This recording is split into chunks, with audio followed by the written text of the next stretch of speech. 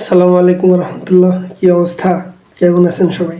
একটা জিনিস কি, আল্লাহর কাছে কোনো জিনিস চাইলে আল্লাহ মনে হয় মানুষকে নিরাশ করে না।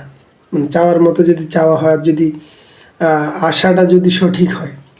যে গত 15 রোজার পর থেকে আমার এমন নলি খাইতে ইচ্ছে করতেছিল, যেটা ওই যে গরুর হাড়, যেটা আর কি ওইটা।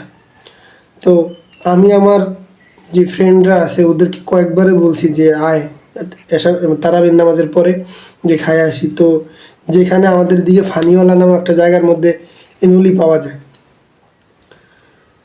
ওইখানে খোঁজখবর নেওয়া হয়েছে। এখানে রমজান মাসে নলি বিক্রি করে না। আমার এত বেশি ইচ্ছা করতেছিল এই জিনিসটা খাওয়ার। এরপরে হচ্ছে বিভিন্ন জায়গায়ও খোঁজ নিতে বলছি বা নিজেও খোঁজ নিছি, কোথাও এই নলি বিক্রি করে না। এখন গতকালকে মাত্র ঈদের দিন গেল, আর কালকে রাত্রে হচ্ছে আমাদের বাড়ির সবাই মিলে আমরা ফুটবল ম্যাচ খেলছিলাম। তো ফজর নামাজের পরে ঘুমাইছি, নামাজ টামাজ পইরা ঘুমাইছি। আমি ঘুমিয়ে রয়েছি, এমন সময় একজন এসে আমার দরজার মধ্যে নক করলো। আর দেখলাম যে নলি নিয়ে আসলো। মানে আনবিলিভেবল, এটা মানে আল্লাহর পক্ষ থেকে আসছে। আমি এটাই বিশ্বাস করি যে এটা আল্লাহর পক্ষ থেকে আসছে।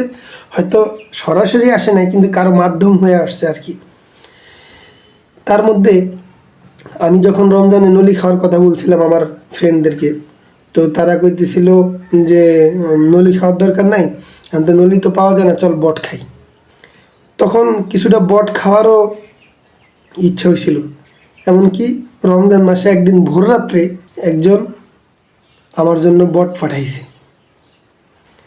এগুলো মানে আল্লাহর পক্ষ থেকে আসে। আমি না বুঝতে পারি যে হয়তো আল্লাহর পক্ষ থেকে ওই যে মান্না ওয়া সালওয়ার মতন আকাশ থেকে পড়ে না, হয়তো কারো মাধ্যম হয়ে আসে। তবে একটা জিনিসে যে চাওয়াটা যদি দৃঢ় হয় আর সেটা যদি পাওয়ার যোগ্য হয়, মানে কেউ হয়ে থাকে, তখন আল্লাহ অবশ্যই সেটা দান করে।